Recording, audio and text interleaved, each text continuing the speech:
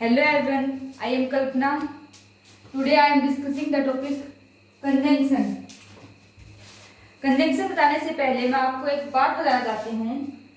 ये जो वीडियोस जो अपलोड कर रहे हैं डेली हम अवर स्कूल इवेंट्स नेम से चैनल है, इधर आपको इंग्लिश, हिंदी, साइंस ऐसे सबकी वीडियो मिल जाएंगी, मैथ्स की भी मिल जाएंगी। सभी वीडियो व्हाइट बोर्ड पे मिलेगी आपको। और जल्द ही 1-2 दिन में हम साइंस के एक्सपेरिमेंट्स की भी वीडियो अपलोड करेंगे। तो देखो कंजंक्शन बेसिकली क्या होता है, लास्ट वीडियो में बताया था, एक लिंकिंग वर्ड होता है जो दो वर्ड्स को जोड़ सकता है, दो फ्रेजेस को जोड़ सकता है और दो सेंटेंसेस को भी जोड़ सकता है ये, और ये क्लास को भी जोड़ सकता है। क्लास भी टाइप के सेंटेंस ही होते हैं, तो हम इन्हें क्लास में कहकर हम ये बोलेंगे ये सेंटेंस को जोड़ सकता है। पिछली वीडियो में हमने क्या किया था, सेंटेंस लिखे थे और उन्हें करेक्ट किया था क्लास के कंजंक्शन के सेंटेंस। तो देखो नाउन है, बीच में कंजंक्शन आ गया, इधर भी नाउन आएगी, यहाँ पे प्रोनाउन भी आ सकता है, नाउन को जो क्वालिफाई करता है, इधर भी प्रोनाउन आ सकता है। नेक्स्ट आता है एडवर्ब, एडवर्ब के बाद एडवर्ब ही आएगी। नेक्स्ट है एडजेक्टिव, एडजेक्टिव के बाद हमारे पास एडजेक्टिव ही आएगा, नहीं कि एडवर्ब आएगी। अगर एडवर्ब आ गई तो गलत है, सेंटेंस को हमें करेक्ट करना होगा। अब देखो इनको हम कैसे समझेंगे, जैसे कि आप साइंस के स्टूडेंट हो तो इनको कैसे याद रखोगे। यहाँ पे सिस लिखा है मैंने और यहाँ पे ट्रांस लिखा है। अब देखो दो आइटम हैं, यहाँ पे सेम पोजीशन पे है, सेम डायमेंशन है ऊपर इनका, और ट्रांस में यहाँ पे अपोजिट डायरेक्शन है। ठीक उसी प्रकार एडजेक्टिव एडजेक्टिव होगा, एडवर्ब एडवर्ब होगा, न कि एडजेक्टिव एडवर्ब हो, एडवर्ब एडजेक्टिव हो। ठीक है, नेक्स्ट हम मूव करते हैं इस सेंटेंस के आगे। अब देखो ये सेंटेंस पढ़ दो एक बार, फिर देखते हैं। मैं पढ़ती हूँ, because you can late therefore the teacher scold you. Next है as it was raining so I can set the class since Mohan was visit hence nobody like him. अब इन सेंटेंस को एक बार 2 मिनट देखो और फिर बताना कि ये कैसे करेक्ट होंगे। अब हम हिंदी बनाते हैं। बिकॉज का मीनिंग क्या होता है, क्योंकि। देयरफॉर का मतलब होता है इसीलिए,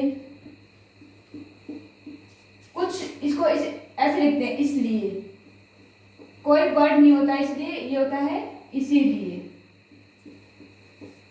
ठीक है, अगर because you can late therefore the teacher scolded you. अब हमारे पास क्या आता है, सेंटेंस की रीअरेंजमेंट आती है, रीअरेंजमेंट आती है। अब रीअरेंजमेंट आती है तो हम आगे वाले सेंटेंस को पीछे भी ट्रांसफर कर सकते हैं, पीछे वाले को आगे भी ट्रांसफर कर सकते हैं। तो एक बार इस सेंटेंस को ट्रांसफर करके देखो। पहले एक सेंटेंस और लिखती हूँ, उसका आंसर देना। Why did you take this pen. अब देखो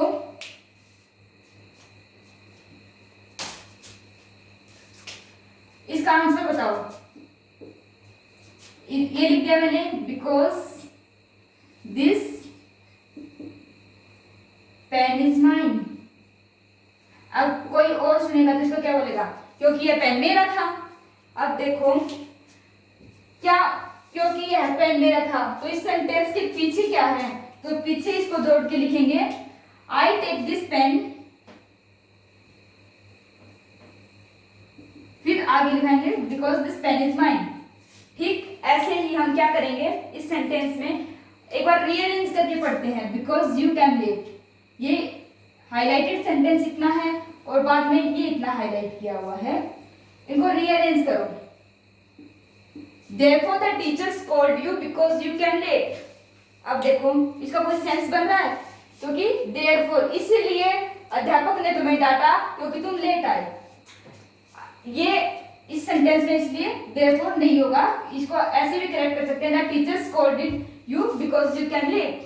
अब देखो क्या करेंगे हम, एक रूल निकल के आता है हमारे पास, बिकॉज नेक्स्ट है एज, फिर है सिंस। इनके बाद हम कोई भी कंजंक्शन जैसे कि देयरफॉर यूज नहीं करेंगे, न हम इसके बाद सो यूज करेंगे और न ही हेंस यूज करेंगे। पेपर में हमें ये इसलिए दिए जाते हैं ताकि हम कंफ्यूज हो। इनका काम सीधा कोमा लगा के भी निकल जा सकता है, जैसे कि because you can date the teacher scolded you, as it is raining I cancel the class. ठीक है, नेक्स्ट हम देखते हैं कंजंक्शन के बारे में ही। तो देखो अब मैंने नेक्स्ट लिखा है if it will rain then I will cancel the trip. अब इसको देखो, इसको कैसे करेक्ट करेंगे। इफ यदि, देन तब भी हो सकता है और तो भी। अब इसकी हिंदी बनाओ। यदि बारिश होगी तो मैं ट्रिप को कैंसिल करूंगी। रीअरेंज करके पढ़ो एक बार। यहाँ पे then I will cancel the trip if it will rain. Rearrange किया है, आगे वाला पहले, पहले वाला आगे। तो अब देखो, तब मैं ट्रिप कैंसिल करूंगी यदि बारिश होगी। तो यहाँ पे देन का कोई भी मीनिंग नहीं है, तो सेंटेंस है, यानी कि इफ हो, अनटिल हो, अनलेस हो, इनके बाद हम सेंटेंस में जहां भी लिखा हो हम देन का यूज नहीं करेंगे, हम सीधा कोमा लगा देंगे। If it will rain comma I will cancel the trip. ठीक है, नेक्स्ट देखते हैं हम यूज के बारे में ही। 4 सेंटेंस लिखूंगी, उनको पढ़ना होगा और उनका यूज देखना होगा। धन्यवाद कर। अब देखो 4 सेंटेंस है, 1 2 3 4। एक बार मार्क कर लेते हैं इनको, first, second, third and fourth. एक बार पढ़ते हैं। The office will close between 2 p.m. to 4 p.m. I work in this office from 2014 to 2019 from Bhiwani View until Panipat by car. Karan is sitting from Raj and Sohan. अब कुछ rules लिखते हैं, फिर देखेंगे। एक तो आता है हमारे पास between, till, from। अगर 3 रूल्स लिखती हूँ, उनके बाद इन सेंटेंस को हम करेक्ट करेंगे, कंजंक्शन का करेक्ट यूज देखेंगे। तो देखो पहला लिखा है मैंने बिटवीन, बिटवीन के बाद ब्लैंक आएगा और बाद में जो आएगा वो हमारे पास आएगा एंड। नेक्स्ट है फ्रॉम, फ्रॉम के बाद आएगा टू, ब्लैंक हो गए। नेक्स्ट फ्रॉम ई आएगा और फ्रॉम के बाद आएगा टिल भी कर सकते हैं और यहाँ पे हम अनटिल भी कर सकते हैं। यहाँ पे भी कुछ सेंटेंस हो सकता है, यहाँ पे भी और यहाँ पे भी सेम, इसी साइड भी यहाँ पे भी सेंटेंस हो सकते हैं। अब देखो बिटवीन और एंड हैं, वो दोनों टाइम और प्लेस के बारे में जानकारी देते हैं। ठीक, फ्रॉम और टू भी हमें टाइम और प्लेस के बारे में ही हमें जानकारी देते हैं। नेक्स्ट है फ्रॉम, टिल एंड टिल, ये हमें ओनली टाइम के बारे में ही बताता है। पहले हम देखते हैं ये जो है बिटवीन एंड फ्रॉम टू, ये दोनों किसके बारे में देते हैं? टाइम और प्लेस के बारे में, और ये भी टाइम और प्लेस के बारे में देता है। तो इसमें क्या डिफरेंस हुआ? बिटवीन और एंड है, ये हमारे पास स्टैटिक पोजीशन को दर्शाने के लिए होता है, और फ्रॉम और टू डायनामिक कह सकते हैं या फिर मोशन वाले ऑब्जेक्ट को रिप्रेजेंट करने के लिए होता है। ठीक है, तो इसी को देखते हैं। The office will close between 2 PM to 4 PM। अब बताओ कैसे करेक्ट होगा ये सेंटेंस? तो देखो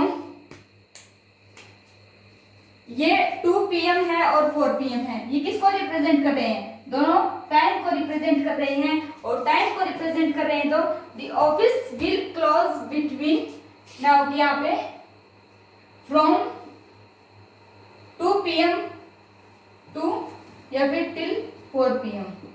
नेक्स्ट है I work in this office from 2014 to 2019।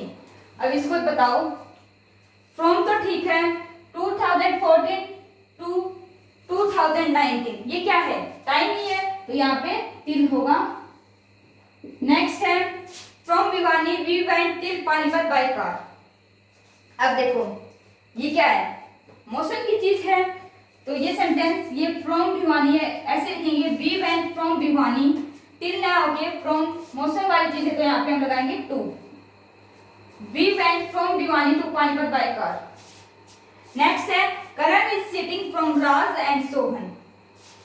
अब देखो सिटिंग आ गया, यानी कि ये पोजीशन की बात हो गई। पोजीशन की बात हुई तो क्या हुई, यानी प्लेस की बात हुई। प्लेस की बात हुई तो हम बिटवीन या एंड का यूज भी करते हैं और फ्रॉम और टू का भी यूज करते हैं।